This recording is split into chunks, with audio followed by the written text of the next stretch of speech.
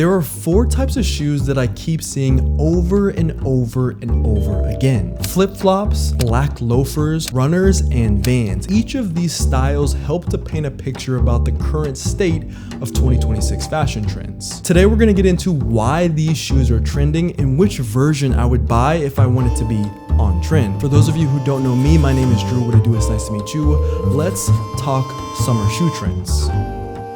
Some of you may remember, but last year I said that flip-flops were one of the weirdest trends of 2025. Now I'm eating my words because flip-flops are having an even bigger moment than what they did a year ago. Even Jound has a flip-flop, for crying out loud. Part of the reason the flip-flop trend is growing year over year is because they give off a vibe of effortless styling. Effortlessness, or at least appearing to be effortless, is a big theme in fashion right now. I would attribute, in part at least, the popularization of effortless style in fashion today to shows like Love Story. The way that JFK Jr. and Carolyn Bessette were portrayed to have this 90s effortless style code was incredibly impactful to the meta in the first half of 2026. We also can't forget beauty trends like the clean girl aesthetic, which is all about pulling back from styling your makeup or hair. And even someone like Alyssa Liu embodies the tones of effortlessness in her figure skating,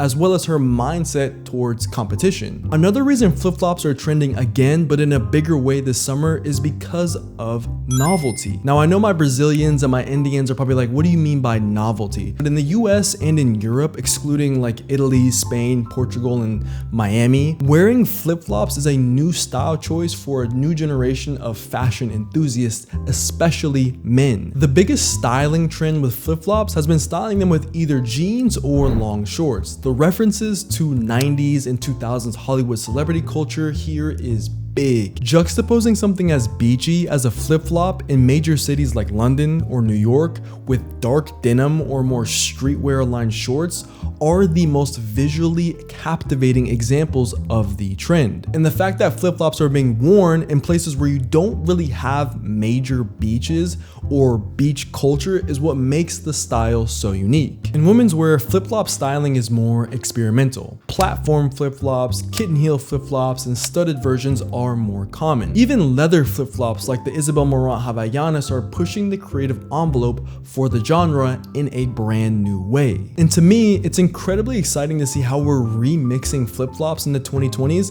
in fun, innovative, creative new ways. Flip-flops also signal the importance of personal hygiene, physical appearance, and health as a symbol for personal styling. Whether you think this is good or bad, fashion tends to focus heavily on attractiveness when it comes to advertising for various products. Marketers have figured out that if you're attracted, even subconsciously, to an individual or to an element about a product, it becomes a strong magnet that pulls you into potentially buying their product. Now, there are some brands that do this overtly and others who do it a bit more subtly. And I would say that the flip-flop trend isn't trying to do this too overtly, but I do think there is a correlation between the types of bodies and people who are wearing this trend, and I don't see that much representation of varying body types and or bodies in the flip-flop trend when we're talking about the visual language of the trend. What the poster men and women are who represent this trend look like all fall into a similar bucket. Young, fit, tall. These are the images that I'm getting when I look up and I research this flip-flop trend. But in no way should this discourage you, no matter what you look like, from giving this trend a go. In fact, I think there's an opportunity for varying body types to show people how to style flip-flops for a wide range of people and a wide range of body types. And if you want to participate in the flip-flop trend, this is where I would start. If you've been paying attention, you'll know that I've already mentioned Havaianas. Based out of Brazil, Havaianas is actually the Portuguese word for Hawaiian, and they are a brand that is the category leader globally for flip-flops. They sell so many flip-flops. In fact, there's no brand that's more synonymous with flip-flops than Havaianas. The yellow Brazilian logo flip-flops are the ones I would go for personally. In fact, I don't have a pair of Havaianas flip-flops yet, so if I decide to indulge in this trend, that is actually the pair that I'm going to be probably looking at getting. But the cool thing about Havaianas is that they have this like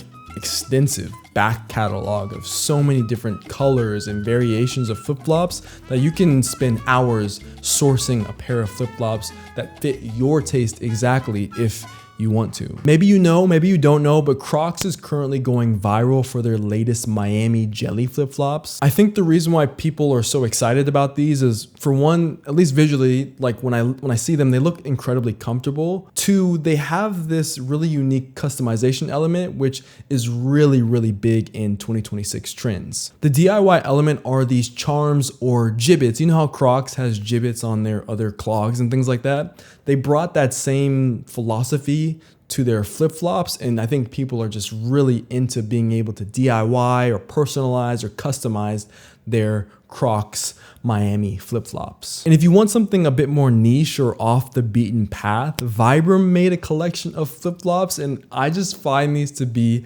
so hilarious. Like, what? Like, Vibram has a collection of Vibram outsole flip-flops. If that doesn't tell you where we are with flip-flops, I don't know what else will. If you have any other recommendations that you think I should know about, let me know down in the comments. If flip-flops are the proverbial new kid on the block when it comes to 2020 shoe trends, then black loafers, I would say, are the unks of the current footwear world that we're living in. Loafers definitely give off a more timeless appeal than they do a trendy one, but at the same time, they're constantly being restyled and reimagined for new generations. And the black loafer, more specifically the black penny loafer or the black wrinkled loafer, are the best kind of loafer to wear if you want to be on trend this summer. I'd attribute Tyler the Creator in menswear to being the cultural igniter to the loafer trend. Back in 2021, when he released Call Me If You Get Lost, the Adrian loafer's popularity surged, causing renewed interest in loafer styling, but in a modern way. And in 2026, the black penny loafer, if you wear this, is such an easily identifiable cool guy shoe. Even cooler if it's being worn by a woman. And the wrinkled loafer being the trendiest of the trendy. The interesting thing is both are styled very similarly to one another and styled relatively similar to flip-flops. The styling cues are long shorts, often black, pleated or athletic shorts, dark wash denim jeans, and white socks. So many white socks. Now, I personally prefer brown tassel loafers. Maybe you've seen me wear my Solavere tassel loafers. And when it comes to black loafers, I have a pair of Gucci Horsebit 1953s. These are kind of like a timeless staple in my wardrobe, and so they are my staple black loafer. I also own a black Hinderscheme duffel cap toe leather shoe, but this is not where I would tell you to start if you at all wanted to start or get into this black loafer trend. This is my recommendation if you're a more seasoned fashion vet. The Gucci 1953s, these are gonna be timeless.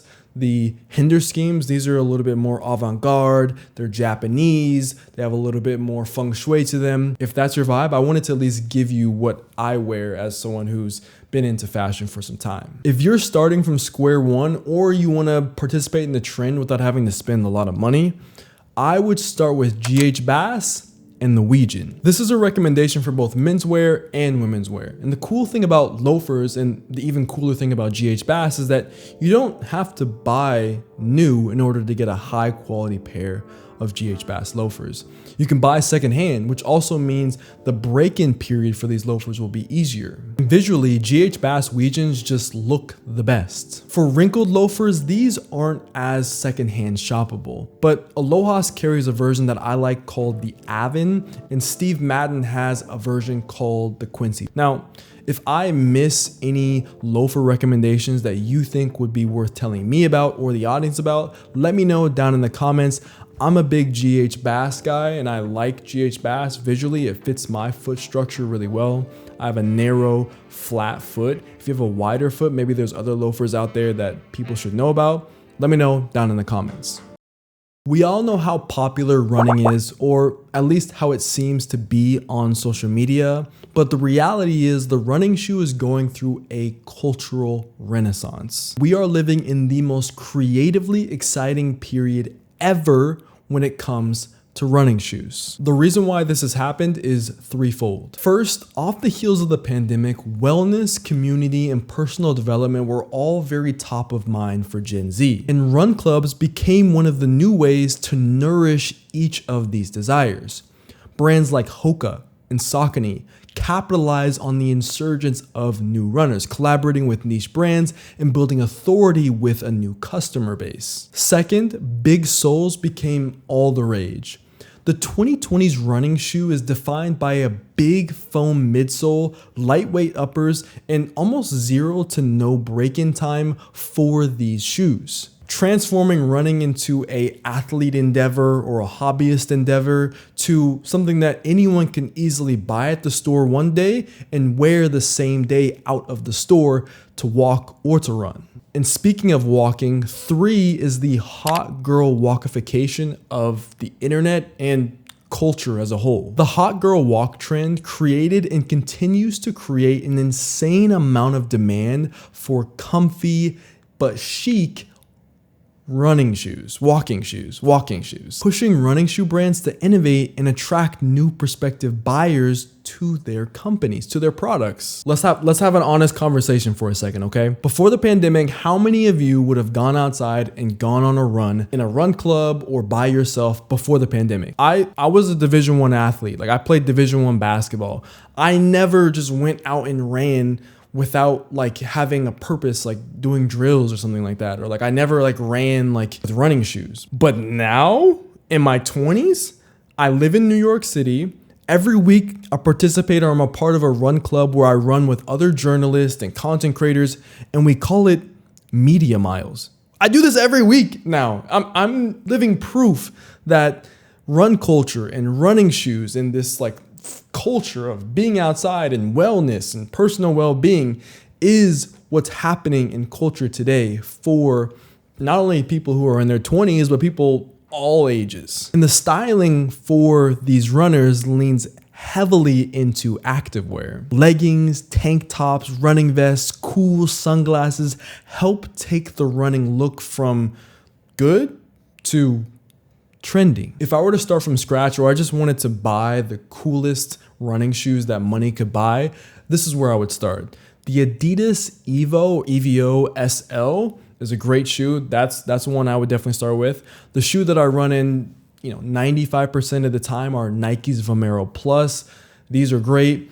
Saucony has a pair called the Endorphin Pro 4. These are gorgeous, gorgeous running shoes in my opinion. Hoka Clifton 9, can't leave out Hoka. Can't leave out Hoka. And then I would also put a Brooks in there, the Brooks Glycerin Max, something like that. The great thing about a lot of these shoes is that depending on where you're going, that these can double up as running or walking shoes if you're traveling, right? Like, so I know a lot of people, like when they travel, you could be traveling, you could be going on a road trip, you could be going from one city to another city, and people will always say, oh, plan or bring good walking shoes or bring good comfortable walking shoes. Now you have a shoe that looks good, is society approved, and is super comfortable to walk in because they're made for relatively long distance running. And you can work out in these shoes if you need to as well, depending on what your workout is. If you have any other recommendations for running shoes, let me know down in the comments. I know I left out brands like New Balance and On Cloud on purpose, not because I don't like those brands, but because like the list can get really long when it comes to running shoes. Now, the shoe trend that has been the most surprising this year, other than flip-flops, has been the Vans boom. The last time Vans were trendy were in the 2010s when Jerry Lorenzo's Fear of God was pumping out collaborations, fueling the hype beast era. But in 2026, Vans' popularity is wrapped up in the current DIY era that has been seen in trends like bag charms, carabiners, and Labubus. And I have to tip my hat off to Greg Betty because he's the one who saw the vision for what Vans could be for a new generation of buyers and has helped them get so much more brand relevance than what they had just 2-3 years ago. The pearlized Vans are the most obvious example of this, but you also have DIY Vans videos raking in tens of thousands of views. The Satoshi Nakamoto Vans created a feeding frenzy for resellers, mirroring those same Jerry Lorenzo hypebeast era lines for Vans? Besides their creative decisions, I can't help but wonder what's causing the newfound demand for Vans. I think it comes down to reinvention and nostalgia. Vans are an American staple. No matter what is trending, they're always going to be relevant because they carry timeless appeal. And what Vans creative leadership has cleverly done is tap into what current culture values in footwear, and then created shoes that match the expectation for today's customers. Values such as authenticity, customization, and personalization. Odds are you've probably owned a pair of Vans in your life, but it doesn't necessarily mean that you're tapped into the trend. Here's what I would do if you want to be tapped in to Vans 2026 meta. So the pearlized Vans are currently being resold at about $300+. And you and I both know $300 for a pair of Vans, that's kind of steep. That's a kind of expensive price for a pair of Vans. This is how you can get that same look for less. I would go ahead and pick up a pair of Vans old school. You can buy them new, you can buy them used. Maybe buying them used is even better. And then add some personalized DIY touches to them. Add buttons, add a second lace, add an off-colored lace, distress the midsole, write on them. Anything you can do to personalize them makes them better. If you like buying a finished product, then Vans just did a recent collaboration with Metagirl. I have no idea what this collaboration is, but it screams one of one, and you'll definitely fall in line with the Vans trend. Last, if you don't like the Metagirl collab, but you still want to be tapped into maybe future trendy Vans moments, then you have to know about Vans Off the Wall. Vans Off the Wall, or often abbreviated for OTW, is the design destination for all of the most innovative, craziest, and coolest Vans that the brand releases. Thank me later. And some of the upcoming releases that you should know about and should keep an eye on are the Vans Ibiza pack, I'm gonna say Para Vans, I'm not actually sure who the collaborator is, Para Vans, and the Copa Racing Red Vans, which these actually already dropped. These are sick, man. These are such cool Vans, but I think you need a Japanese proxy in order to buy these because I've only seen them on this one website and it's all in Japanese, but it seems legit. Once again, if you have any other recommendations for Vans, let me know down in the comments. Flip-flops, black loafers, runners, Vans. This is the current state of 2026 footwear trends. Yes, there's Solomons. Yes, there's mules. Yes, there's hybrid sneakers. Yes, there's retro sneakers. Yes, there's the Onitsuka Tiger Mexico 66. Yes, there's T90s. There's everything. There's everything still. There's everything. Everything is still happening outside of these four sneakers. But I would say right now, these are the four biggest and the ones that I think you should pay attention to the most trends in footwear right now. But of course, I'm just one person. I have my bias. I have my algorithms. If you think I missed any major trend, let me know down in the comments. And the comment that has the most engagement, the most likes on it, the most comments, I will make a rebuttal video and include it in its standalone video talking about where you can find the different products for this item, or kind of explain why this item is trendy and maybe why I missed it. As always, I'm spreading peace, love, and positivity in 2026. So that means I hope peace, love, and positivity are in your mix. Wherever you are in the world, have a wonderful rest of your day. Abianto. Peace. Yo, what is good, post vid? Here to fist bumps for the one time. It's been far too long. Bop! Thank you so much for staying to the end of the video. Here's a second fist bump. Come on. If you don't know, you made it to the PVV. You get a different kind of energy Drew right now. So give your boy a fist bump.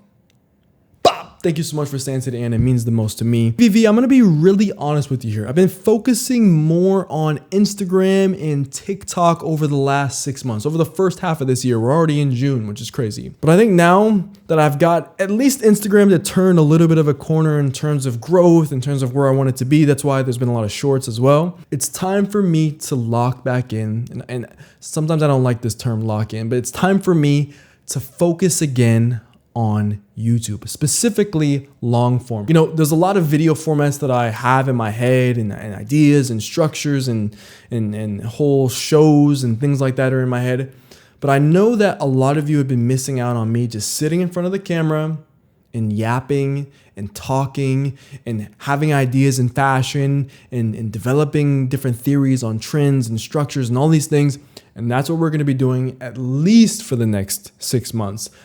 the next month is going to be pretty crazy. I'm going to try to be posting a lot of videos. So if you start seeing more uploads and subsequently start making it more to the PVV, my only ask is that if you have a question, make sure to add hashtag PVV to that comment if you write the comment down below. That way I can respond to it as quickly and like I can find and sift through that comment the most. Or if you just make it to the PVV, just put a hashtag PVV in the comments just so...